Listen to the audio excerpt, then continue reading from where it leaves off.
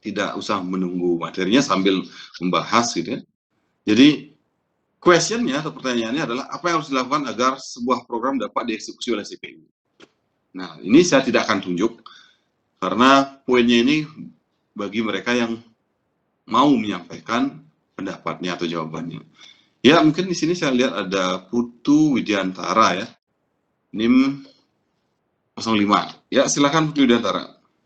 Baik Pak, jadi kalau menurut saya, apa yang harus dilakukan agar sebuah program dapat dieksekusi oleh CPU itu, program itu harus masuk atau berada di memori. Terima kasih. Ya, memori. Main memori maksudnya atau apa? Iya Pak, di main memori.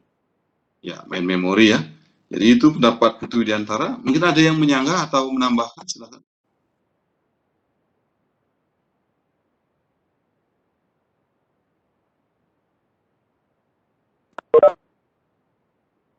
Silakan, ada yang mau menambahkan?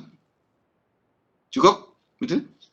Jawabannya Putu Widiantara sudah jelas bahwa apa yang harus dilakukan agar sebuah program dapat dieksekusi oleh CPU. Jawabannya tepat sekali bahwa sebuah program dapat dieksekusi, contohnya tadi ya, penggalan sebuah program, kita menuliskan sebuah codingan, kemudian kita eksekusi, execute. Nah, dia harus berada di main memory atau RAM. Nah, jawabannya program harus pindah dari disk ke memori sebelum dieksekusi. Program menunggu input queue sebelum dibawa ke memori, kemudian bagaimana detail langkahnya.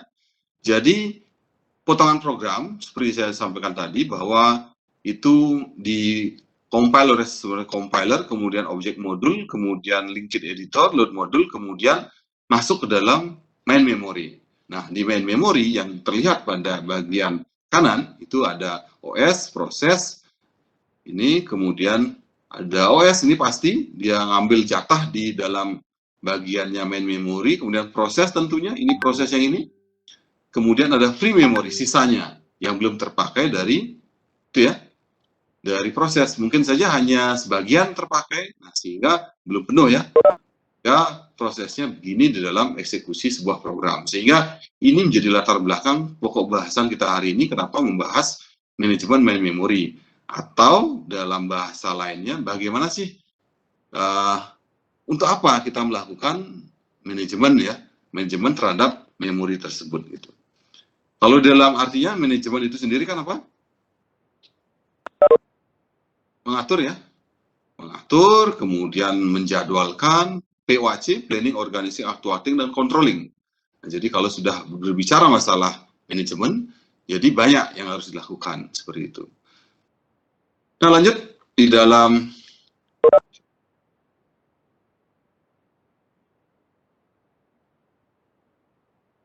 next. Oh ya, ini baik, ini ketika sudah, oh ya udah, ketika suatu proses mengambil atau mengganti nilai satu variabel, pada dasarnya dia mengakses alamat memori variabel tersebut. Nah, jadi ada alamatnya ternyata. Jadi ternyata ketika kita melakukan sebuah eksekusi program di dalam main memory di sini, ternyata ada alamatnya ya. Jadi ini berapa sampai berapa gitu ya. Ini ada batasannya, di sini 1000, di sini 1100. Berarti di sini kemungkinan dia sudah menggunakan sebesar 100. Jadi kita bahas itu nanti. Nah, kemudian pertanyaan berikutnya, mengapa program harus dibawa ke memori sebelum bisa dieksekusi oleh CPU? Kenapa kira-kira? Silahkan, ada yang memberikan tanggapan.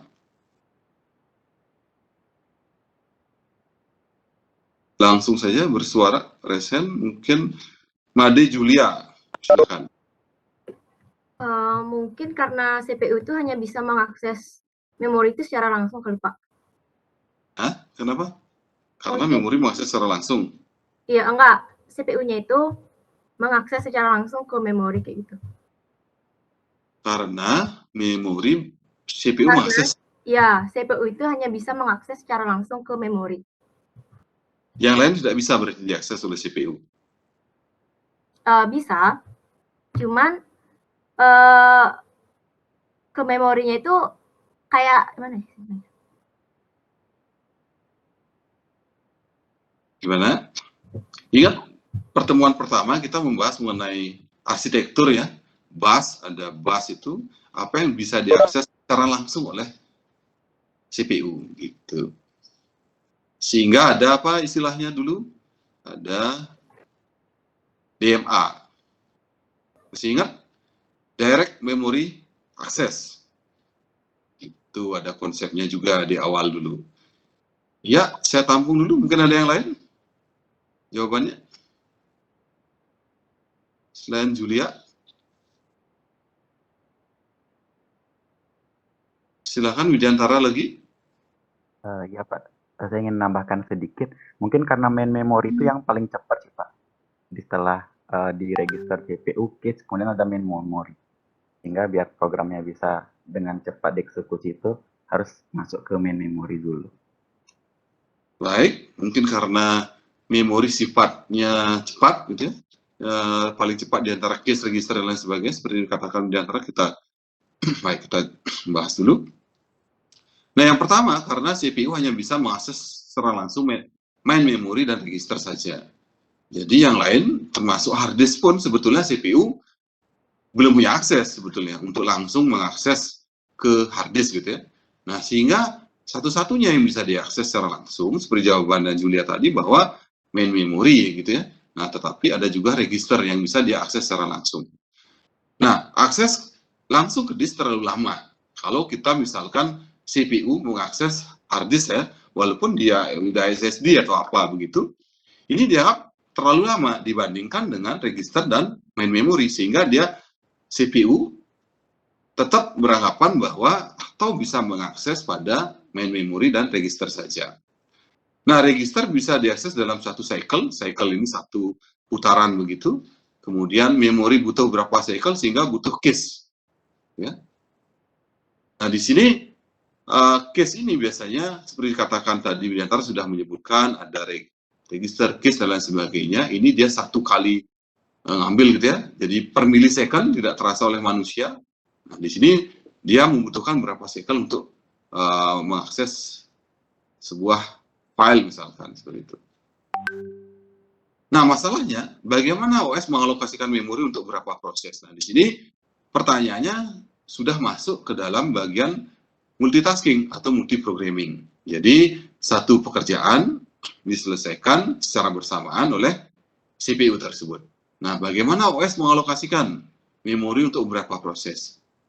Silakan, ada yang sudah membaca mungkin materinya? Bagaimana OS mengalokasikannya? Teknisnya seperti apa? Ya, sudah ada tadi Widiantara dan Made Julia. Yang lain silakan. Ya. Bagaimana OS mengalokasikan memori untuk berapa proses?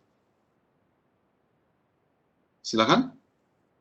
Ada 100 mahasiswa nih. Jangan malu-malu. Ya, Putu Agus Dharma Kusuma. Silakan, dan ini gede siapa ini? Ya, salah satu atau bergantian boleh? Saya coba aja jawabnya, Pak ya. Iya, nggak apa-apa. Memang mencoba. Menurut saya caranya OS itu mengalokasikan memori, jadinya kan ada yang kayak namanya tuh alamat-alamat. Nah, di alamatnya itu kita di dalam setiap memori itu ada kayak sel-sel yang digunakan untuk simpan alamat-alamat dari proses-proses tersebut. Jadinya prosesnya itu disimpan di alamat di memori. Jadi nanti memori bakalan nanti OS bakal mengeksekusi berdasarkan alamat yang ada di memori.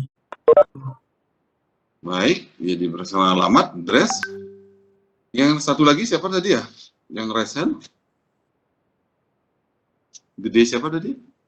Saya, Pak. Ya, silakan. Gede Arisudana. Kurang lebih mirip seperti jawabannya Gus Dharma, Pak, di mana akan dibuatkan alamat-alamat. Nah, kemudian setiap proses itu akan diberikan base limit dan batas atas dan batas bawah limit penggunaan memori agar setiap proses yang ada tuh tidak saling tabrakan, Pak, tidak saling mengacaukan gitu, Pak. Ya, baik. Jadi prosesnya seperti itu. Kemudian ada berapa jenis alamat data instruksi pada sebuah proses? Bagaimana OS menentukan data instruksi pada sebuah proses? Kemudian bagaimana jika alokasi memori tidak mencukupi? Nah, ini pertanyaan-pertanyaan yang akan kita bahas hari ini sebetulnya. Pertama sudah, kemudian berapa jenis alamat perlu, bagaimana OS menentukan itu. Nah, yang terakhir nih, bagaimana jika alokasi memori tidak mencukupi? Nah, pertanyaan keempat yang harus dipahami dulu sebelum kita masuk pembahasan. Silakan. Terima kasih tadi Gede Arsudana dan Agus Dharma. Lanjut, siapa yang mau menanggapi pertanyaan yang keempat? Bagaimana jika alokasi memori tidak mencukupi? Apa yang harus dilakukan oleh OS? Yuk. Ya, Widiantara ditahan dulu, berikan kesempatan yang lain. Ini karena poinnya sudah 2 ini. Yang lain, silakan. Jadi belum ada 10% nih dari total keseluruhan peserta. Baru 1, 2, 3, 4. 10%-nya berarti 10 orang ya. Ayo, silakan, jangan malu-malu. Silakan. Yang belum, ya Iwayan Dimas, silakan. Baik, terima kasih atas kesempatan yang diberikan. Saya ingin mencoba menjawab Pak, bagaimana jika alokasi memori tidak mencukupi. Aku minta maaf kalau salah yang pertama Pak. Iya. Yang pertama itu yang dilakukan itu swapping. Swapping, ya. Di mana sebuah proses itu dapat ditukar sementara keluar dari memori ke backing store dan kemudian dibawa kembali ke dalam memori untuk dieksekusi. Jadi ada istilah swapping ya, sweep. Jadi kalau sweeping itu calang dan hansip ya, sweeping. Ya, sweeping itu ya ke kos-kosan. Jadi yang Gus Dimas, Wayan Dimas juga bagus, tepat juga. Nanti kita bahas sambil ya. Jadi saya harapkan teman-teman di sini melakukan interaksi terhadap pertanyaan-pertanyaan saya. Jadi untuk mengetahui sejauh mana kalian sudah membaca, kemudian sejauh mana kalian sudah paham terhadap materi yang kita bahas. Karena materi ini sudah dari minggu lalu. Jadi ini dibahas 2 kali pertemuan karena banyak begitu. Dan jika di kelas, biasanya memang saya 2 kali pertemuan, kelas offline ya, untuk membahas ini. Jadi supaya jelas, padat, kemudian interaksinya bagus. Seperti itu. Nah, jadi ilustrasi penempatan proses dalam memori adalah seperti ini. Jadi seperti katakan temannya tadi, jadi Gede Arisudana, bahwa ilustrasi penempatan proses memori ada disebut dengan base dan limit. Jadi base-nya di mana, limitnya berapa begitu. Jadi setiap proses memiliki memori space yang terpisah. Kenapa? Jadi proteksi dari proses lain. Itu jawaban yang pertama. Kemudian bagaimana? Jadi setiap proses dibatasi alamatnya. Nah, representasi alamat sebuah proses memori, base-nya adalah alamat awal, limitnya adalah jangkauannya seperti berapa. Sehingga ketika kita ingin menginstal sebuah aplikasi, yang kita baca pertama adalah requirement-nya. Jadi misalkan ada Photoshop CS berapa minimum requirement-nya ketika kita ingin menginstal gitu ya. Kemudian ingin install PES misalkan, PES 2021, 2022, berapa minimum yang membutuhkannya, misalkan memori kita berapa. Nah, di sini dia sudah bisa memperhitungkan karena sudah ada jelas ya, base dan limit yang dia perlukan gitu. Jika itu tidak terpenuhi, maka ada lag, kemudian bisa ada error, dan lain sebagainya, karena sistem operasi menyerah ya, menyerah terhadap pengalokasian memori yang sifatnya tidak bisa dia tangani gitu, sehingga ada base dan limit. Nah, kalau dilihat dari flowchart-nya, bukan flowchart sih, chart ya. Jadi ini, kalau flowchart harus ada start dan end-nya, tapi ini tidak ada, berarti dia chart biasa. Tapi menggambarkan seperti sebuah flowchart. Nah, CPU, address, kemudian base-nya apakah gitu ya? Apakah lebih besar sama dengan gitu, dari base-nya? Jika yes, maka lanjut, jika tidak, turun no. Maka threat to operating system monitor address error. Jadi dia akan terperangkap dalam operating system monitor atau address error. Kemudian jika base plus limit kurang dari sama dengan yang sudah ditentukan, maka gimana? Jika dia kurang, maka apa yang terjadi? Jika yes, dia akan dialamatkan atau dialokasikan ke dalam memori itu sendiri. Nah, berarti kunci pokoknya ketika dia pengalamatan adalah pertama ada base dan limit. Jadi base-nya berapa, limitnya berapa, itu yang menentukan di awal sebelum. Seharusnya ketika kita melihat itu ya, untuk melakukan pengalamatan. Seperti itu. Misalkan kalau kita mempunyai sebuah aplikasi, dia sudah tahu base dan limitnya, dia akan uji apakah lebih besar sama dengan, kemudian lebih kecil, maka jika sudah masuk ke dalamnya, maka dia bisa ditempatkan ya proses tersebut. Baik, lanjut.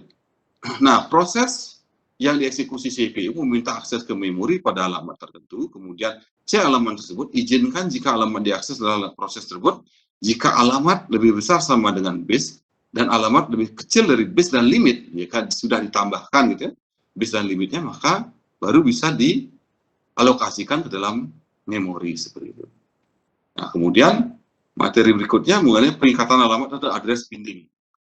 Nah, address binding ini adalah alamat dapat direpresentasikan dengan cara berbeda pada setiap fase program. Nah, contoh source code, misalkan ada integer sum sama dengan 0. Ini alamat simbolik. Pada code yang sudah dikompil, alamat simbolik diikatkan atau dibinding ke readable address. Berarti dia ada 14 byte dari awal fungsi main yang kita gunakan. Nah, linker atau loader mengikat relocable address ke absolute address, contoh ada alamat 74014. Nah, maka setiap pengikatan atau binding memetakan dari satu jenis alamat ke jenis alamat yang lain. Jadi pengikatan data pada instruksi dapat dilakukan pada beberapa fase. Yang pertama disebut dengan fase kompilasi atau compile time. Jika lokasi memori diketahui sebelumnya, absolute address dapat di-generate. Harus dikompilasi ulang kode tersebut jika terjadi perubahan lokasi awal. Kemudian ada fase load atau load time. Jika lokasi memori tidak diketahui saat fase kompilasi, maka compiler meng-generate lockable address, ya, membangkitkan lagi ya. Kemudian ada fase eksekusi atau execution time. Jadi compile, fase loading time, ada execution time. Jadi di sini pengikatan alamat ditunda sampai waktu runtime jika proses dapat dipindah selama eksekusi program dari satu segmen memori ke segmen memori yang lain. Nah, perlu dukungan hardware untuk pemetaan alamat, contoh register base dan limit itu sendiri. Nah, kemudian terdapat dua jenis alamat memori, yaitu logical address dan physical address. Nah, ini nanti yang membuat atau pengalamatan ke dalam memori tersebut. Yang pertama logical address, yaitu alamat yang di-generate oleh CPU, relatif untuk satu proses program. Berarti kalau ditanya logical address adalah siapa yang di-generate? Yang di-generate adalah CPU. Kemudian jika physical address, jadi ada logic dan physical. Jika physical address, alamat fisik dilihat dari sudut pandang main memory. Absolut untuk semua proses dan program. Nah, nanti ada juga contohnya. Nah, logical address sama dengan physical address jika address binding dilakukan pada fase kompilasi dan load. Kenapa? Karena physical address sudah ditentukan sebelum terjadinya eksekusi. Gitu. Jadi ada kemungkinan logical ini sama dengan physical jika address binding dilakukan pada fase kompilasi dan load. Gitu ya. Kenapa? Karena physical address sudah ditentukan sebelum terjadinya eksekusi. Nah, kemudian ada logical address space. Jadi ini banyak istilah nantinya yang mungkin kalian belum pernah mendengarnya. Nah, jadi ini kita pelan-pelan memahaminya karena ini konsep dasar. Nah, logical address space, kumpulan logical address yang di-generate untuk sebuah program. Nah, physical address space, nah, setiap jenisnya berarti memiliki nama seperti space gitu ya. Jadi kumpulan physical address yang di-generate untuk sebuah program, seperti itu. Nah, bagaimana jika logical address tidak sama dengan physical address? Berarti kebalikan dari yang di atas, yang warna merah ini. Jadi ketika gimana gitu. Nah, itu ketika local address tidak sama dengan jika address binding dilakukan di fase yang mana, begitu berarti jawabannya. Nah, kemudian saya lanjut, istilah berikutnya ada MMU ya. Bukan punyanya klub sepak bola gitu, MU bukan. Jadi Memory Management Unit. Nah, logical address perlu dipetakan ke dalam physical address. Sekarang sebelum lanjut lebih jauh, saya ingin bertanya-tanya ini. Ide bagus Ari Widiana ada, NIM 0044.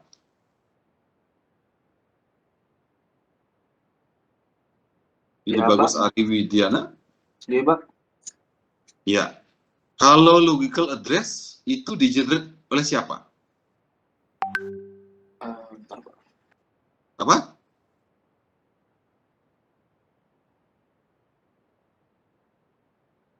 Mana? Ini bagus Ari Widiana. Saya hitung sampai 5 ya. Karena baru saya jelaskan nih berapa milisecond sebelumnya. Izin menjawab ya, Pak. Ya. Logical address itu perlu dipetakan ke physical address itu CPU, Pak. Apa? Oleh CPU, Pak. Oleh CPU. Iya, Pak. Kemudian physical address.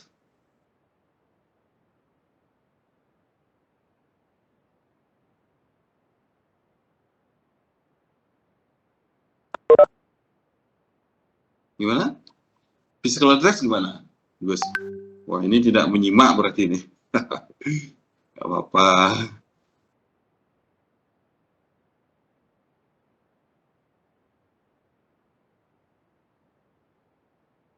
Ada? Untuk logical address itu dia melihat dari alamat fisik dari physical address, Pak. Iya, baik. Ya, berikutnya Dewa Ayu Diani NIM 058. Ada? Dewa Ayu Diani? Iya, saya, Pak. Jadi kapan ketika physical address itu sama dengan logical address? Pada fase apa?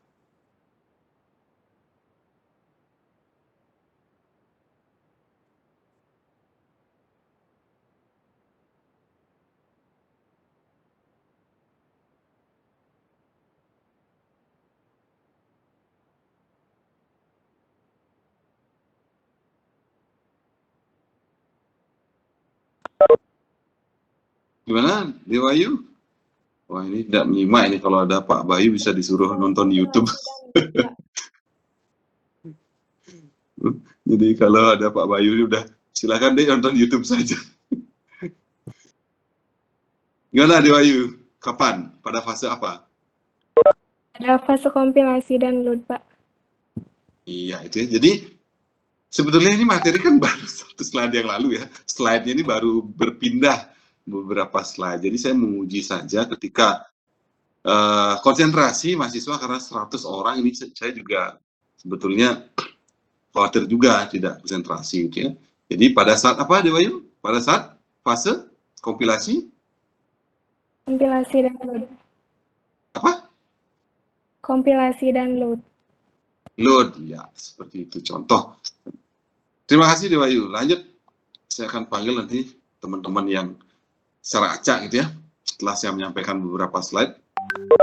Nah, MMU, Memory Management Unit, untuk melakukan pemetaan pada saat runtime butuh hardware yang disebut dengan Memory Management Unit.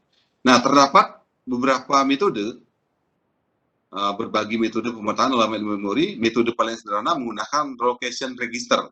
Metode lain dibahas pada bab selanjutnya. Nah, di sini ada dynamic relocation dengan relocation register. Yang pertama, di sini metode sederhana pemetaan alamat memori, jadi CPU, physical address sama dengan logical address ditambah relocation register. Gitu. Jadi ada di bagian ini ada simbol plusnya ya. Ini ada simbol plus di tengah-tengah, berarti ini MMU-nya, ya, MMU ini, kemudian physical address di-generate dari logical address ditambahkan dengan relocation register.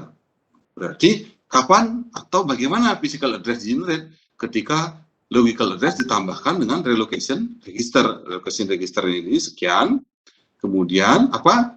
Local address-nya adalah sebesar 346, kemudian 14000 ini ditambahkan menjadi, dapatlah physical address ini 14346 dipetakan ke dalam memori. Jadi seperti sederhana sebetulnya. Contoh sebuah program membuat pointer ke local address 346. Kemudian butuh physical address agar pointer tersebut dapat disimpan di memori. Nah, MMU ini sebuah apa? Hardware ya. Hardware bantuan. MMU memetakan logical address 346 ke physical address dengan cara gimana? Berarti local address ditambahkan dengan relocation register menjadi 14346 posisinya. Apa kelemahannya? Ada yang tahu? Apa kelemahannya? Jika melakukan metode seperti ini, metode dynamic relocation dengan relocation register, apa kelemahannya?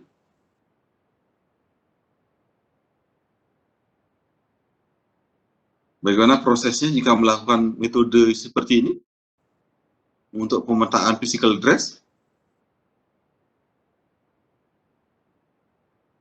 Ada? Ada yang bisa bantu menjawab?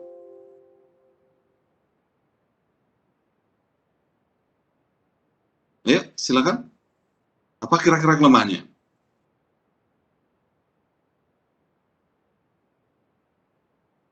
Sederhana, memang sederhana, tinggal ditambahkan saja, tapi itu ada kelemahannya metode seperti ini. Apa kira-kira? Ada yang bisa membantu saya? Pande, silakan. Dan Wayan Amanda Putri. Baik, saya dengan NIM 022, Pandi dari kelas C. Izin menjawab, mungkin dari saya tuh kelemahannya dari penggunaan dynamic kayak gini tuh ketika ada memori yang tersimpan dan tidak dipanggil, jadi dia tuh memorinya netep di bagian memori ini dan tidak dipanggil gitu. Jadi kayak bisa dibilang kurang efisien begitu, Kak. Kak lagi, Pak, menurut saya. Iya, ya. Satu lagi, tadi siapa ya yang raise hand? Izin menjawab, Pak. Iya, Wayan Amanda Saya Amanda Putri. dengan NIM 029. Jawaban saya sebenarnya kurang lebih sama seperti Pandai, Pak. Jadi fungsinya itu bakal di-load ke memori kalau misalnya dia dipanggil aja. Karena kan dia dinamis gitu, Pak. Kalau nggak dipanggil Dinamis. dia nggak bakal nge-load ke memori. Iya. Iya, boleh. Sama ya. Jawabannya Iya. sama. Ya, ada istilah yang namanya dynamic loading ya. Tapi jawabannya tadi, Pandi dan Wayan Amanda, ya masuk ya, masuk benar. Jadi karena dia dinamik, jadi kelemahannya seperti itu. Contoh dynamic loading. Nah, ini dicontohkan dengan sebuah program, ini kalau C++ ya. Karena kalau nanti kalian praktikum, Linux itu yang digunakan juga bahasa C++ ya, bahasa C bukan C++, C ya, sorry. Jadi nanti di akhir perkuliahan atau nanti di praktikum semester depan, itu pemrogramannya pakai C untuk di Linux. Jadi masih menggunakan C, dalamnya seperti ini juga. Tidak perlu compiler karena Linux dibangun dengan bahasa C gitu ya. Jadi tidak perlu compiler di dalamnya, tinggal pakai saja. Jadi dynamic loading, jadi misalkan integer total sama dengan 0. Jadi kita sudah set ada variabel total, tipenya integer, di set 0. Nah, integer hitung, integer A, B, return A plus B. Ada return value, gitu ya. Ada return value berupa A plus B. Kemudian ada integer main, jadi print program hitung, integer hasil, sama dengan hitung 5,1 print hasil. Nah, awalnya hanya main rutin yang di-load ke dalam memori. Jadi, awalnya prosesnya itu ketika menggunakan dynamic loading, hanya main rutin saja yang di-load ke dalam memori. Contoh, load rutin main, jadi ketika ada main, itu maksudnya kurung buka, kurung tutup, gitu. Kenapa namanya main? Jadi, ternyata ini ke main memori, gitu ya. Load main ke dalam memori, rutin hitung, masih di disk, kemudian hitung ini masih disimpan dalam disk, belum di-load ke dalam memori, kemudian program panggil fungsi hitung, kemudian rutin hitung, di-load ke dalam memori, kemudian keuntungan hemat memori, hanya load rutin yang dibutuhkan saja. Berarti tidak plug semua langsung dimasukkan, tapi yang mana yang dibutuhkan, maka itu saja, sehingga dia hemat. Gitu ya. Hemat. Nah, segitu rumitnya kita berbicara hari ini mengenai memori. Tanpa kita sadari ya, kita belajar banyak hal sebetulnya dari manajemen main memory ini. Jadi kalau dulu paradigma kalian mengenai persepsi mata kuliah sistem operasi, misalkan belajar mengenai cara menggunakan sistem operasi dan lain sebagainya, itu jauh sekali. Nah, di sini kita bahkan penggalan program pun kita bahas ya, sehingga seorang programmer yang baik itu sebetulnya bisa mengalokasikan yang mana yang hemat memori dan lain sebagainya. Itu keuntungannya dalam penggalan program yang satu ini, seperti itu. Nah, kode program biasanya mengakses sistem library, contoh printf, scanf, sistem out print learn untuk di Java, dan lain sebagainya. Nah, bagaimana agar sistem library bisa dieksekusi? Dua solusi. Yang pertama, static, yang kedua, dynamic linking. Nah, static linking, pada saat compile, sistem library disisipkan ke file executable. Ukuran file Excel jadi besar, itu kelemahannya. Kemudian dia dynamic linking, sistem library dihubungkan linking saat dieksekusi, seperti itu. Jadi ada kelebihan, ada kekurangan tentunya. Nah, di sini hanya informasi yang saya berikan seperti ini karena lebih lanjut itu ada di praktikum sistem operasi nantinya, seperti itu. Di praktikum sistem operasi ada 10 modul, nanti satu persatu akan dibahas mengenai pemrogramannya dengan C dan lain sebagainya, seperti itu. Nah, lanjut swapping. Jadi proses swapping tadi dijelaskan oleh temannya bahwa di awal bagaimana jika memori ini tidak cukup gitu ya, apa yang terjadi? Maka swapping. Nah, masalahnya bagaimana jika alokasi memori tidak mencukupi? Padahal setiap program yang akan dieksekusi harus di-load ke dalam memori. Apakah selalu muncul error atau sistem operasi memiliki skema teknis yang berbeda di dalam pengalokasian sebuah memori jika alokasi memori tidak mencukupi? Nah, sebuah proses dapat ditukar sementara keluar dari memori ke backing store, kemudian dibawa ke memori untuk melanjutkan eksekusi. Nah, backing store ini maksudnya disk ukuran besar kecepatan akses cepat. Jadi, disk yang ukurannya besar yang bukan disebut main memory. Nah, kemudian ada roll out, roll in, swapping menggunakan algoritma priority based scheduling. Jadi, priority ya. Priority. Proses dengan prioritas rendah ditukar sehingga proses dengan prioritas tinggi dapat di-load dieksekusi. Ini lanjut lagi di dalam penjadwalan CPU yang kemarin sebelum UTS ya, ada priority, itu berarti proses yang prioritinya lebih tinggi itu dijalankan lebih dulu, yang lebih rendah belakangan. Nah, bagian terbesar dari waktu swap adalah waktu transfer. Total waktu transfer berbanding lurus dengan jumlah memori yang di swap. Contoh swap di Windows dan Linux. Contohnya seperti ini. Nah, jadi operating system ini dia bisa melakukan swap out ketika mungkin tidak diperlukan atau ketika bukan dia yang dieksekusi, maka swap out jika memang kekurangan tempat gitu. Nah, ini backing store bisa jadi hard disk dan lain sebagainya. Sehingga nanti muncul skema memori materi berikutnya itu virtual memory. Apa sih virtual memory? Nanti minggu depan itu pokok bahasannya membahas mengenai virtual memory. Nah, ada istilah swap out, jadi dia mengeluarkan ya. Nah, ditaruh dulu di sini sementara di backing store. Kemudian proses P2 masuk gitu. Ketika ini memang kurang ya. Ketika main memorinya kurang, maka swap out, swap in boleh terjadi. Dan itu memang dilakukan di dalam skema swapping. Jadi swap out, swap in. Backing store prosesnya gantian menggunakan memori seperti itu. Nah, contohnya seperti ini, melihat penggunaan swap di Ubuntu, kita bisa melakukan sistem monitor, CPU history gitu ya. Jadi ada memori and swap history. Jadi bagian mana misalkan yang diperlukan, kemudian siapa yang keluar, siapa yang masuk di situ. Jelas-jelas ada di resource-nya, memori di dalam Linux ya. Jadi sistem monitornya sudah ada di situ. Bentuknya seperti itu. Kemudian metode alokasi memori. Nah, kita perlu pahami bahwa memori ada sumber daya yang terbatas gitu. Kenapa disebut dengan terbatas? Sampai saat ini berapa RAM yang paling besar yang Anda pernah ketahui? Berapa kapasitasnya? Berapa giga? Kalau yang saya ketahui 32 giga, Pak. 32 sementara ya. Itu mungkin sudah sangat besar menurut saya kalau 32 ya. Karena biasanya kan 8, standarnya 16 ya paling kan. Ini 32 sudah cukup besar saya rasa. Nah, dari 32 giga ini, mungkin saja proses yang kita load ke dalam memori itu banyak. Melebihi dari itu.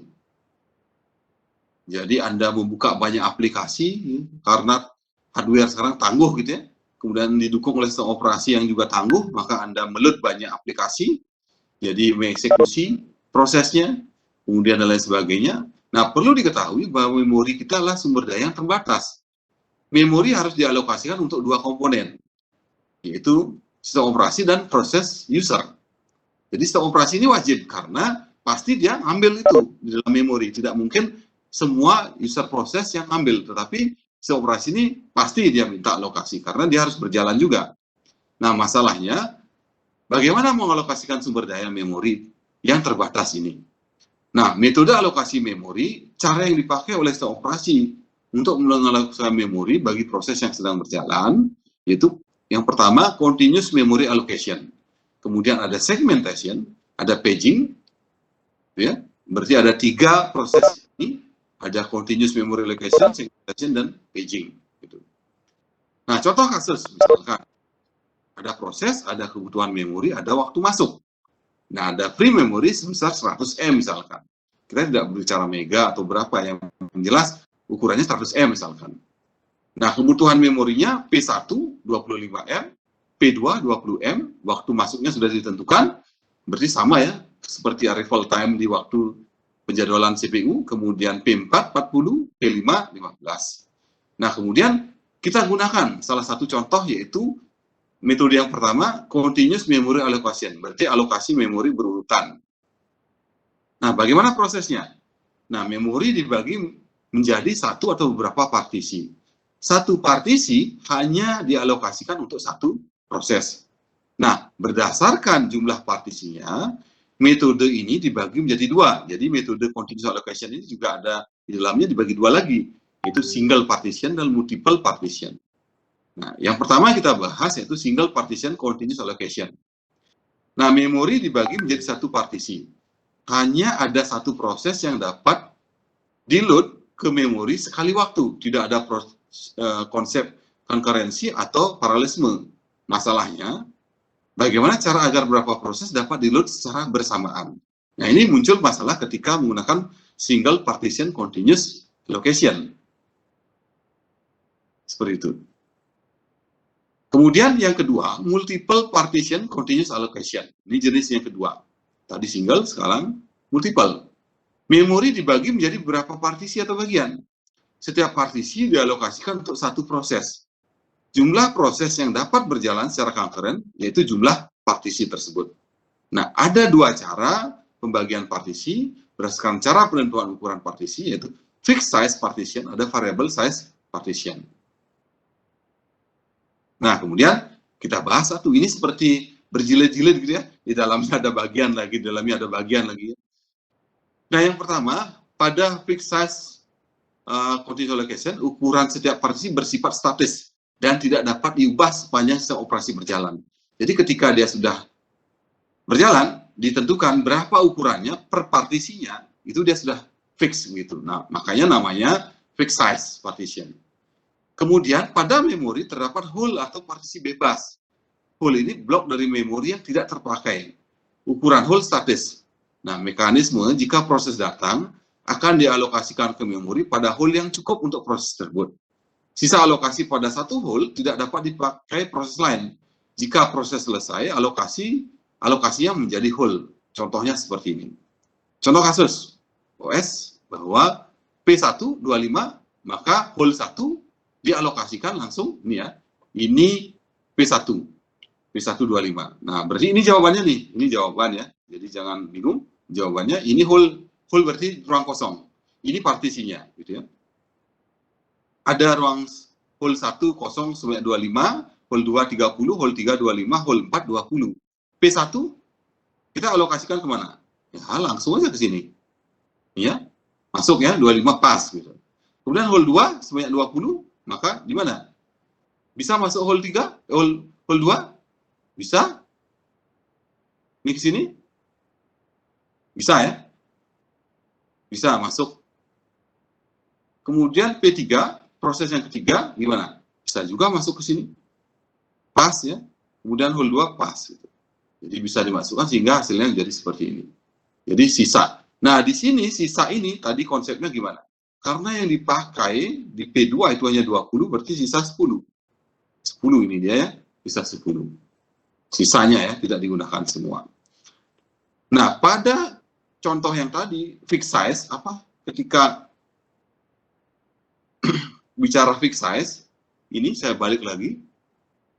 Blok dari memori yang tidak terpakai, pada memori terdapat hole, ya, blok memori yang tidak terpakai. Proses datang, sisa alokasi pada satu hole tidak dapat dipakai oleh proses lain. Ini fixed size. Nih, di bagian ini. Jadi ketika ada sisa di sini 10, gitu ya, ini tidak bisa dipakai, misalkan ada P5, ya, tidak bisa dipakai ke dalam sisanya ini. Gitu. Itu maksudnya. Kemudian jenis yang kedua, continuous allocation dengan variable size. Nah, pada variable size, ukuran tiap partisi disesuaikan dengan kebutuhan memori tiap proses.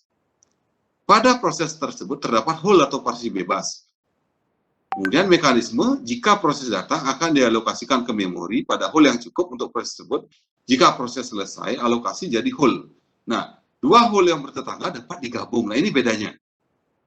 Berarti jika ada hole yang bertetangga, ini dapat digabung ternyata di dalam continuous allocation, yaitu variable size allocation. Contoh seperti ini. Jika hole-nya seperti ini, contohnya ini misalkan, jadi kita soal yang ini ya, soalnya contoh 1 pertahapan ini P1 25, jadi ini kan nggak ada ya, karena dia variable ya, bukan fixed size gitu. Jadi gelondongan aja dapat 100 ini, udah ditentukan 100. Gitu. Jadi ditentukan 25 masuk, sisanya 75, kemudian lanjut lagi P2 20, kemudian P3, nah ini P4 sebesar 2M ya. Nah kemudian berikutnya gimana? Kok bisa muncul hole 20M? Gimana kira-kira? Ada yang sudah membaca? Ini P1, P2 keluar, gitu ya. Gimana kira-kira analisisnya? P2-nya keluar ya. Karena dia bergantian, P2-nya keluar, otomatis gimana? Kira-kira. Lalu kenapa P1 tidak keluar? Ayo. Gimana?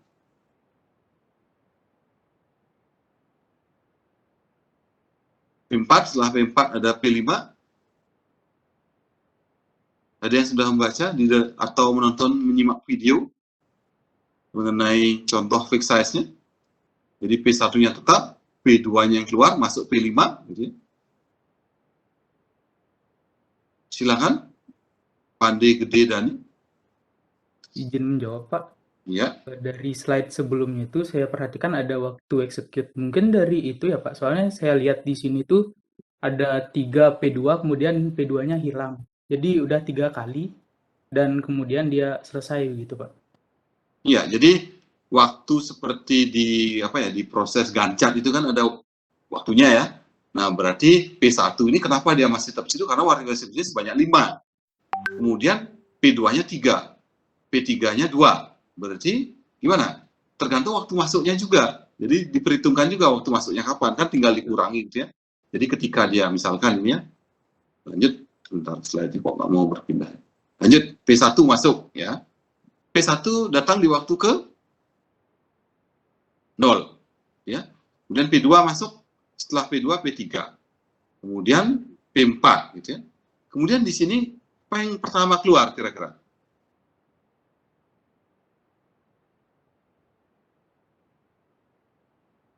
Antara P berapa? P3, P2? Gimana Pandai?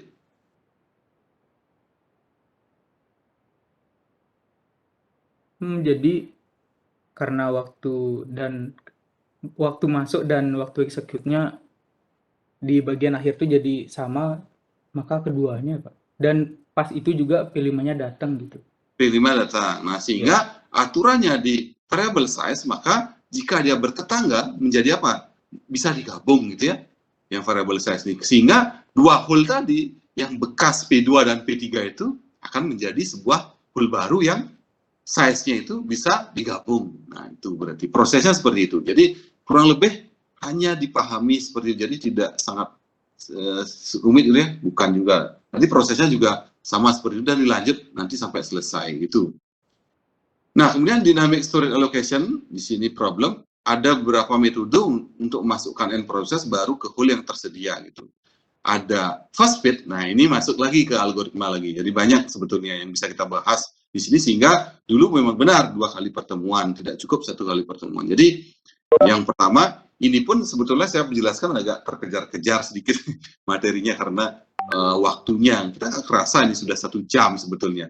Sudah sampai jam 8:30. Nah, tapi kita nanti yang penting-penting kita bahas. Yang pertama first fit, kemudian best fit. Ini yang biasanya sering muncul di WAS biasanya. First fit itu seperti apa, best fit seperti apa. First fit alokasi lubang pertama yang cukup untuk proses. First fit, jadi dia tahu hole yang pertama dia temui, yang cukup untuk dia itu yang dia tempati. Yang cukup untuk dia ya, yang pertama dia temui. Kemudian best fit, jadi alokasi lubang terkecil yang cukup. Jadi kalau bisa ngepas sama alokasinya dia. Bukan first fit atau bukan apa ya, nanti ada jenisnya worst fit lagi satu. First fit itu dia temui pertama, misalkan prosesnya dia 25, dia temui pertama 40, ya dia gunakan itu. Nggak peduli pokoknya apa yang dia temui pertama, yang dia cukup bagi dia pakai.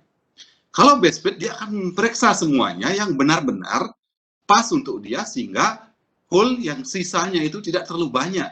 Gitu. Kalau bisa pas, gitu. Yaitu yang dia pakai. Alokasi lubang terkecil yang cukup untuk proses. Harus dicari keseluruhan daftar berdasarkan urutan, gitu ya. Jadi sama ketika Anda misalkan ada satu kelas, misalkan kelas A, itu jumlah mahasiswanya 20. Misalkan kita di informatika memiliki 4 ruang kelas, misalkan di BC ya, BC 1, 2, BC sekian ya. Kemudian tiap kelas itu tempat duduknya berbeda-beda jumlahnya. Ada kapasitasnya 20, 30, 40, 50. Nah kalau first fit, misalkan kelas A ini, kelas operasi A begitu dia melihat ruangan 1 yang jumlah bangkunya 30, padahal jumlahnya dia 20, dia akan gunakan, itu first fit. Nah, kalau best fit dia akan memeriksa semua ruangan. Yang mana pas untuk dia sehingga dia tidak menyisakan bangku yang banyak untuk dia. Hole yang sisa gitu. Itu disebut dengan best fit. Nah, kemudian satu lagi, worst fit. Alokasi ke lubang terbesar. Pokoknya dia meriksa semua, mana yang paling besar itu yang dia tempati. Itu worst fit. Sehingga worst fit ini paling boros ya dengan hole. Misalkan satu kelas jumlahnya 20, dia cari itu kelas yang paling besar, dia tempati walaupun sisa tempat duduknya banyak. Sehingga apa jadinya, konsekuensinya? Di akhir, itu kalau metode worst fit ini akan banyak memisahkan hole, dan hole ini tidak bisa digunakan oleh proses yang lain. Itu salahnya. Contoh di sini, jadi P6 masuk dengan kebutuhan memori 10M. Di hole manakah P6 akan dialokasikan? Jika dia first fit, silakan.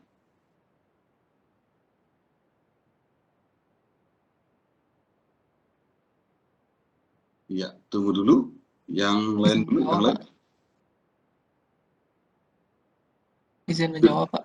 Siapa? Saya Gede Rizky, Pak. Rizky, ya. Rizky. NIM berapa, Kalau Rizky? dia NIM 014, Pak. 014. Rizky, ya. Bisa Ya. jawab semua mungkin? Gampang? Boleh, Pak. Dicoba dulu ya, Pak ya. Ya, silakan Rizky. Kalau untuk apa namanya? First fit? First fit, ini P6-nya kan jumlahnya itu membutuhkan 10M, tapi dia mencari karena first fit dia mencari yang paling pertama ditemuinya. Iya, betul. Itu bisa dimasukkan ke hole yang jumlahnya 25. Ya. Ya, berarti ini ya. Ini. Ya, Pak. Ya, walaupun dia kalau best fit, menyisakan, kalau best dia akan mencari yang paling sedikit menyisakan, yaitu yang ketiga yang full 15M-nya itu. ya, berarti ini ya. Kemudian, worst fit. Nah, kalau yang worst fit itu dia mencari nilai yang paling besar hole-nya, jadinya yang full 30M itu. Ya, tepat sekali. Jadi gampang ya, konsepnya seperti itu. Ya, ada first fit, best fit, dan worst fit.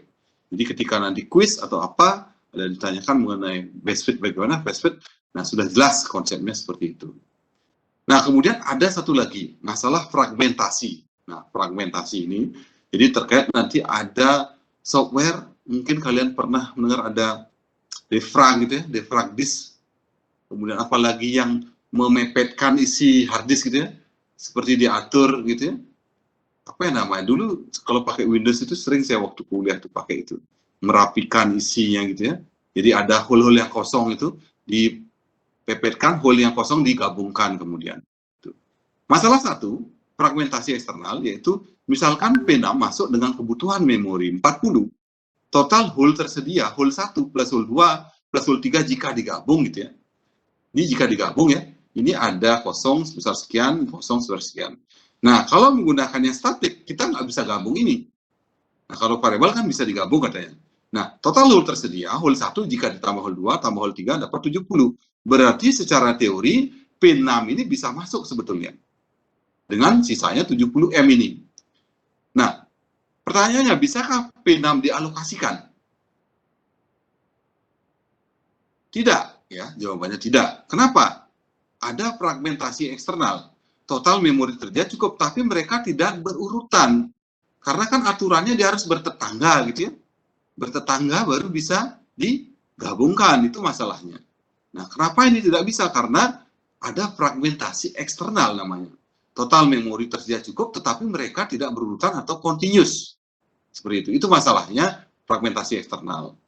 Nah, misalkan P6 masuk dengan kebutuhan memori 29M, P6 bisa dialokasikan di hole 3. Tapi terjadi fragmentasi internal.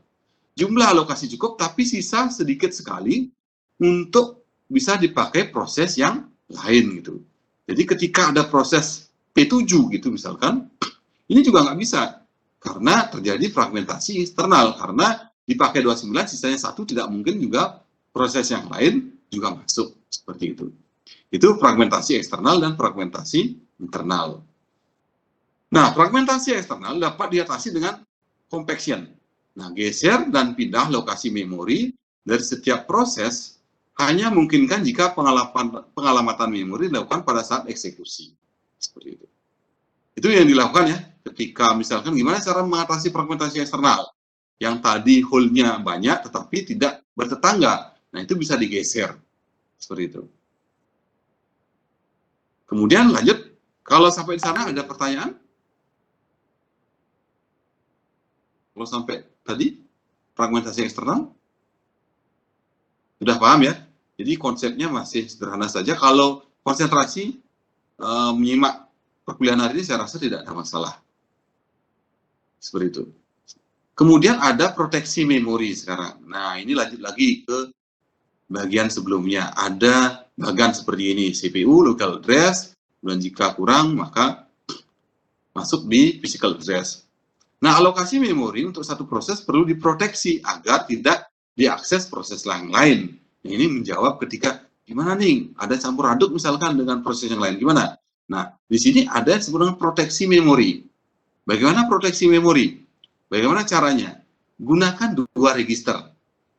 Relocation register dan limit register. Proses yang dieksekusi CPU minta akses ke memori pada alamat tertentu. Jika alamat yang diminta lebih kecil dari limit, izinkan. Nah, untuk mengakses local address, ditambahkan dengan relocation register untuk mendapatkan physical address. Seperti caranya. Nah, saya lanjut, segmentation. Ini sedikit ngebut sedikit. Nah, segmentation, lanjut lagi. Jadi setiap segmen diberi nomor segmen atau S. Setiap segmen kemudian dialokasikan ke dalam memori. Ini ya, setiap segmen. Jadi contoh pemrograman, kenapa diambil contoh pemrograman? Karena ini paling gampang dipahami.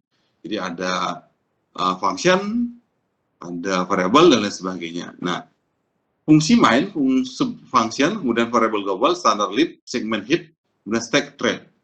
Nah, setiap segmen diberi nomor segmen, setiap segmen kemudian dialokasikan ke memori, kemudian setiap segmen tidak harus satu proses, tidak harus dilakukan berurutan seperti segmentation. Contoh seperti ini. Jadi bahwa ketika sudah ditentukan, maka OS segmen 1 masuk, segmen 2 masuk, segmen 3 masuk, segmen 6, segmen 4 masuk, dialokasikan ke dalam memori. Dia pun itu tidak berurutan, gitu. Tapi tetap jalan ya, tetap jalan. Seperti itu contoh alokasinya.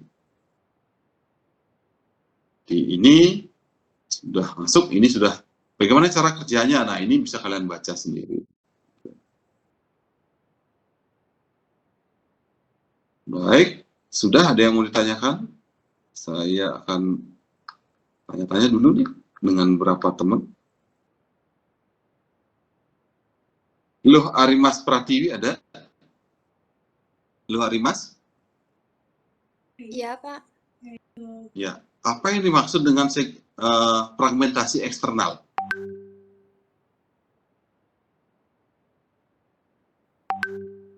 Ntar dulu, Pak.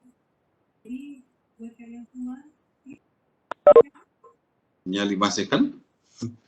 Ayo, 5 detik saja, karena baru dibahas.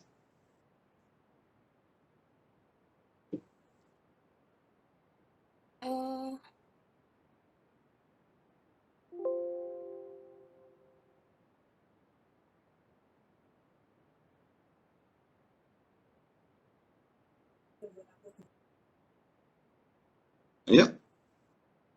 Baik, pas. Lanjut.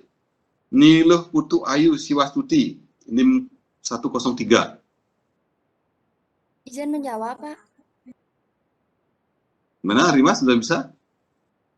Fragmentasi eksternal itu total memori tersedia cukup, tapi mereka tidak berurutan.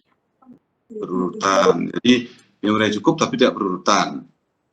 Ya, betul. Lanjut. Niluh Putu Ayu Siwastuti, NIM 103. Iya, Pak. Bagaimana cara mengatasi fragmentasi eksternal? Tugas yang aku dapetin itu layak berada di grand final karena dia mampu membuat dirinya jauh lebih baik dan dia berhasil melakukan. Jadi aku tolong tunjukin ke kalian semua. Bagaimana caranya mengatasi fragmentasi eksternal?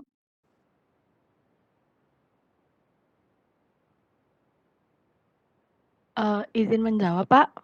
Ya, silakan. Untuk mengatasi fragmentasi eksternal adalah dengan teknik compaction atau pemadatan, yaitu mengatur kembali isi memori yang kosong diletakkan bersama di suatu bagian yang besar. Iya, betul ya. Jadi itu silakan dipahami. Sudah, terima kasih. Baik, terima kasih, Pak. Iya. Komang Widya Pratama ada? NIM 040?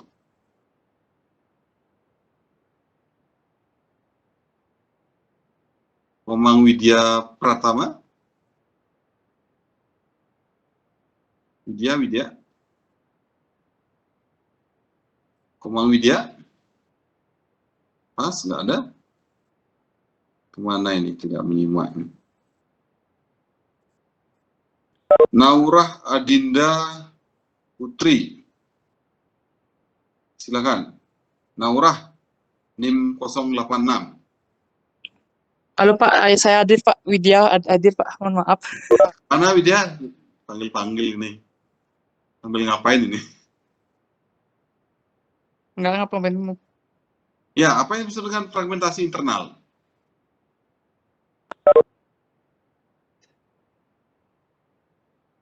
Gimana? Fragmentasi internal? Fragmentasi internal adalah jumlah alokasi cukup, tapi sisa sedikit sekali whole untuk bisa dipakai proses lain. Jadi jumlah alokasinya sedikit, sisanya gitu ya, tidak bisa dipakai untuk proses yang lain. Gitu.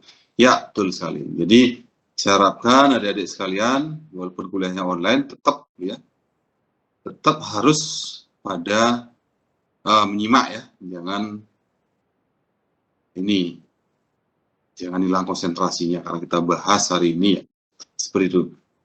Ya, kira-kira ada yang mau ditanyakan? Mungkin ini materi yang lain bisa dibaca sendiri untuk menjaman main memori. Kira-kira ada yang mau ditanyakan atau didiskusikan? Silakan. Silakan Pande. Izin bertanya Pak.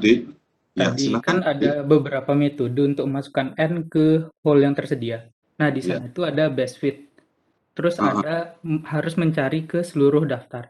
Itu kenapa harus ke seluruh daftar ya Pak? Kenapa bukan kayak yang pertama yang benar-benar sesuai ukurannya? Sekian aja sih. Ya, baik. Terima kasih. Pertanyaan bagus. Jadi, lanjut lagi ke best fit, worst fit, dan lain sebagainya. Jadi, kalau best fit, kenapa kira-kira? Nah, ini sebetulnya konsepnya gampang sekali. Kenapa kira-kira kalau yang di best fit itu dia harus memeriksa seluruh daftar atau jumlah whole yang ada, baru dia putuskan yang mana. Kira-kira apa? Izin menjawab, Pak. Ya, Maderian, silakan. Mungkin kenapa dia harus mencari ke seluruh data karena mungkin untuk mencari hole mana yang terbaik untuk dimasukkan ke memori, Pak. Untuk mencari, ini ya memang tujuannya apa kira-kira ditanyakan oleh Pak Andi? Untuk apa? Untuk menghindari apa? Untuk menghindari apa? Tadi yang saya tanyakan ke siapa tadi? Ayu ya? Untuk apa? Menghindari apa? Untuk menghindari fragmentasi, Pak. Iya, betul sekali. Untuk menghindari fragmentasi. Jadi kenapa dia base fit kan kalau sisanya kecil gitu ya. Jadi nggak bisa dipakai juga, terjadi fragmentasi internal. Kalau besar, kalau tidak bertetangga maka terjadi fragmentasi eksternal. Itu ya tujuannya. Itu kira-kira Pandai sudah masuk ya? Sudah bisa dipahami?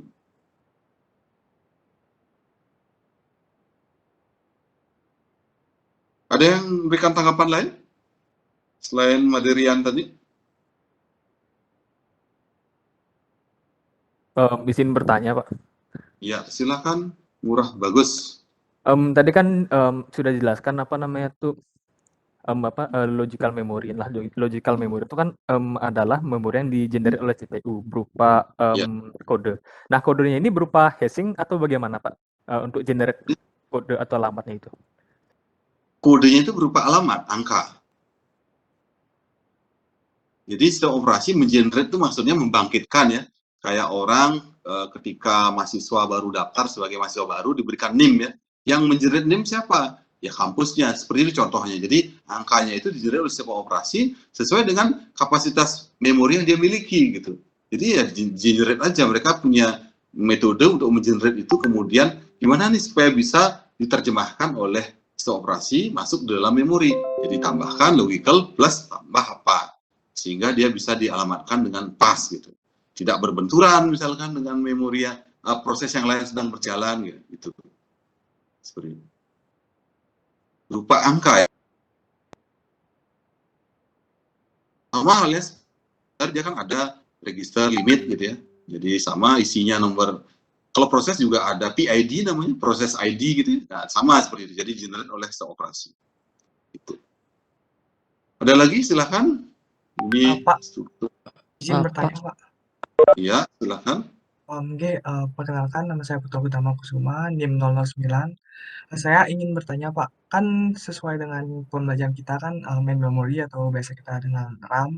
Nah, itu kan kalau nggak salah saya ketahui itu RAM tuh ada di dalam laptop tuh ada yang dual channel sama single channel. Nah, itu proses manajemen memorinya gimana, Pak? Paralel apa dialokasiin satu umpamanya RAM pertama itu kan single channel itu 8 GB.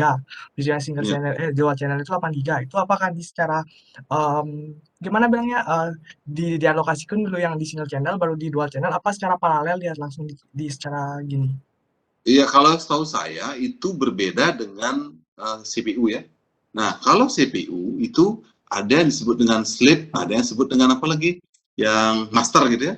Jadi bisa jadi kondisinya dia sebagai tuannya, dia ngatur gitu ya.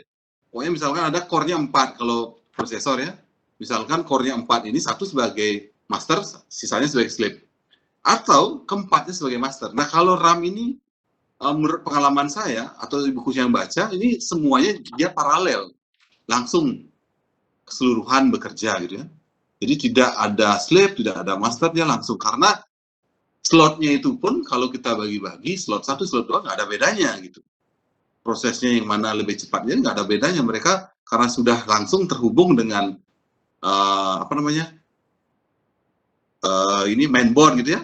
Jadi sudah langsung dia terhubung gitu. Berbeda halnya dengan prosesor, karena dia bukan, kalau memori ini kan dia hanya sebatas penampungan seperti menampung data. Nah, kalau prosesor ini kan dia bekerja, melakukan sesuatu gitu ya. Nah, sehingga ada sleep, ada master. Tapi kalau memori saya rasa ini dia akan bekerja secara bersama-sama. Dan pengalokasiannya kalau misalkan Agus Dharma beli satu memori, ditempatkan satu tempat, kemudian besok nambah lagi gitu merasa kurang, itu artinya dia tidak akan apa ya istilahnya, oh ini akan dialokasikan dulu yang di pertama, kemudian baru yang kedua, enggak, dia akan langsung plug gitu jadi satu jalan gitu. Seperti itu. Atau yang lain mungkin punya pengalaman atau tanggapan, silakan. Sama mungkin ya, seperti itu kasusnya memori ini. Kalau ini jauh berbeda kasusnya dengan prosesor. Kalau prosesor itu di teorinya memang ada sleep dan master. Dia satu sebagai pengatur, bosnya gitu ya, masternya, dan sisanya sebagai budaknya atau sleepnya gitu. Jadi dia yang ngatur ini, kamu kerjain ini, kamu kerjain. Tapi kalau memori hanya sebatas penyimpanan. Jadi mau 4 diisi punya slot, ya keempatnya akan jalan seperti itu. Dan prosesnya berbarengan. Itu kira-kira Agus. Ya, ada lagi silakan. Nah, untuk satu mahasiswa ini saat UTS kemarin ini sedikit permasalahkan oleh Pak Bayu ya. Anda nggak hadir ini NIM 003 Sangputu Mahendra Turnadharma. Ada? Hadir sekarang?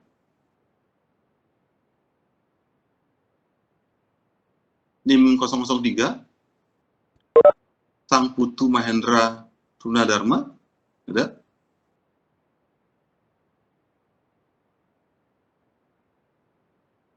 Ada nggak? Hadir?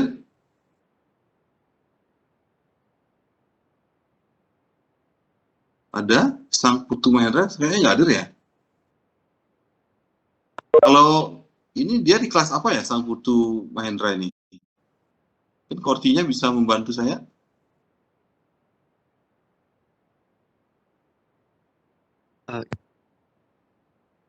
Ya, Gede Dika.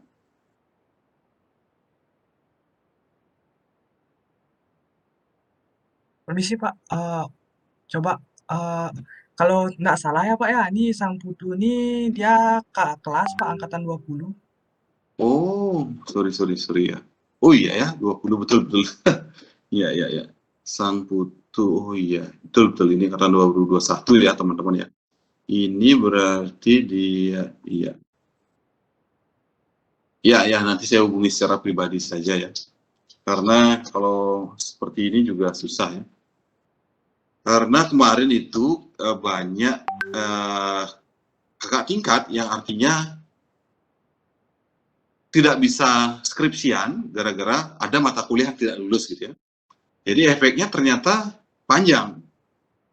Ketika sudah siap skripsian tapi tidak bisa skripsian karena banyak mata kuliah yang belum lulus gitu. Sementara dia belum mengulang, nah jadi tertunda kelulusannya. Misalkan harusnya tahun ini jadi tahun depan misalnya. Nah itu tolong diingatkan juga bagi teman-teman ya, dari adik di sini. Jadi setiap mata kuliah, apalagi mata kuliah wajib ya, ini tidak boleh tidak lulus. Jadi ketika Anda tidak lulus, Anda harus mengulang segera.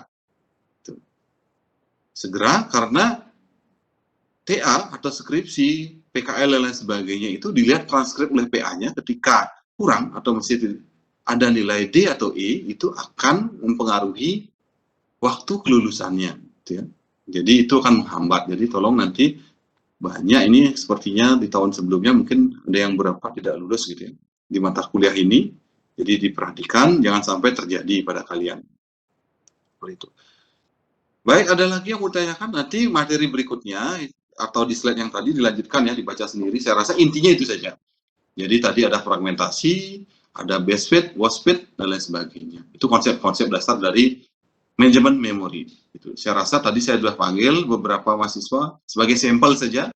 Itu menunjukkan juga ada juga yang tidak konsen atau memang sudah sigap terhadap pertanyaan-pertanyaan saya. Dan sudah cukup bagus responnya.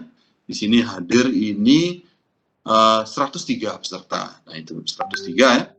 Jadi cukup banyak juga pesertanya untuk satu angkatan ini. Nah mudah-mudahan semua lulus dengan nilai yang sempurna seperti itu. Baik, sebelum saya akhiri, karena ini sudah menjelang jam 9, sudah 1,5 jam, kita tidak terasa perkuliahan hari ini. Ada yang mau disampaikan, ditanyakan, silakan sebelum saya akhiri.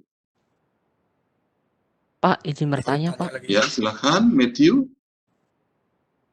Tadi kan ada dijelaskan tentang compact, Pak, sebagai salah satu solusi untuk fragmentasi eksternal tuh. Ya, betul. Nah, dimana kan compact itu dilakukan dengan menggeser memori, Pak. Geser memorinya tuh pakai apa, Pak? Pakai register kah atau yang lain? Makasih. Nah, di setiap sistem operasi dia memiliki cara masing-masing. Di Windows dia ada caranya begini, di Linux ada caranya begini. Yang jelas dia memiliki fitur itu setiap sistem operasi, entah pakai register dan lain sebagainya. Tetapi untuk di memori secondary storage seperti hard disk dan lain sebagainya, kita membutuhkan software khusus yang tadi saya sebutkan. Apa yang namanya saya lupa, pokoknya fragment disk atau apa gitu ya. Dia seperti memindahkan kemudian memepetkan sehingga kinerja ini media penyimpanannya ini menjadi lebih cepat gitu. Nah, kalau di dalam sistem operasi, setiap sistem operasi memiliki kinerja masing-masing atau metode masing-masing untuk melakukan hal itu. Tetapi semua ada gitu. Khususnya untuk sistem operasi modern itu memiliki hal itu. Seperti itu kira-kira, Matthew. Baik Pak, terima kasih untuk jawabannya. Ya. Ada lagi? Karena begini ya, sistem operasi sepanjang perjalanan dari sistem operasi yang pertama sampai sekarang, sistem operasi modern yang kita gunakan ya, entah Windows berapa gitu, entah macOS berapa ya, itu dia memiliki histori masing-masing.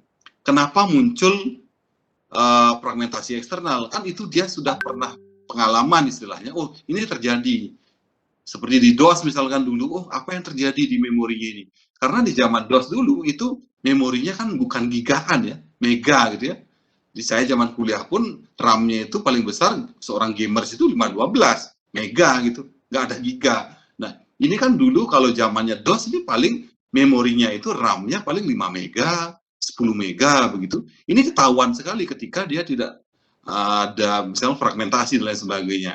Nah sehingga seiring perkembangan, nah pembuat sistem operasi tentunya menyediakan fitur-fitur seperti melakukan fragmentasi dan lain sebagainya, menghilangkan itu. Nah sampai sekarang pun kita sudah mengalami hal ini bahwa setiap proses ya itu masuk keluarnya ada swap in swap out, ada muncul virtual memory gitu ya. Nah ini yang kita bahas minggu depan sebetulnya. Ini Matthew sudah mengawali untuk pembahasan di virtual memory seperti itu. Baik, itu saja. Jadi kira-kira pembahasannya mudah-mudahan bisa dipahami gitu ya dari sekalian. Nah, jadi itu yang bisa saya sampaikan, mudah-mudahan bisa dipahami. Kita lanjut di pertemuan berikutnya, jadi minggu depan itu membahas virtual memory, tetapi tidak ada live session ya. Live session di minggu berikutnya, berarti lagi 2 minggu. Kalau memang ada pertanyaan terkait pokok bahasan yang tidak ada live sessionnya, bisa digabung nanti, seperti itu. Jadi kondisinya masih seperti itu, saya masih setiap hari ke kampus untuk menguji TA ya, ada skripsi dan lain sebagainya, karena ya batas waktu kakak kelasnya harus lulus di bulan Mei semuanya ya. Jadi semuanya pusing juga menghadapi itu karena 90 orang itu harus ujian ya. Jadi banyak yang mengundurkan diri dan lain sebagainya. Saya belum terbayang nih angkatan kalian ini yang 100 sekian ini harus lulus berbarengan gitu. Karena gimana ngatur jadwalnya ya, karena satu mahasiswa kan diuji oleh 5 dosen gitu ya. Jadi gimana ngaturnya ini? Nah, ini juga menjadi tantangan mungkin bagi kita di Prodi, bagaimana mengaturnya supaya mereka tetap lulus tepat waktu. Nah, karena juga kasihan juga karena angkatan kakak tingkat kalian itu sudah sambil mengambil MBKM gitu ya. MBKM, kemudian dia juga sedang akan PKL gitu, praktek kerja lapangan, dan juga KKN, itu udah banyak nih prosedurnya. Jadi kemungkinan kalian di tahun depan itu sudah akan sibuk sekali dengan kegiatan-kegiatan seperti itu. Jadi tolong disiapkan mungkin lain hal, mudah-mudahan bisa offline gitu ya, sehingga komunikasinya bisa lancar. Di sini masih ada yang di luar Bali yang hadir hari ini? Semua sudah di Bali ya? Ya. Perkuliahan offline ada berapa yang angkatan ini? Sudah offline?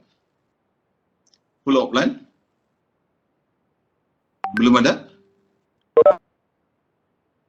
Mata kuliah pilihan? Belum ya? Belum semester ini. Ya, seperti itu kondisinya, jadi mohon dipahami. Jadi saya pun juga masih menginginkan ada offline itu ya. Jadi entah kapan, apakah di bulan Mei atau setelah bulan Mei. Nah itu, mudah-mudahan cepat ya, bisa dilakukan.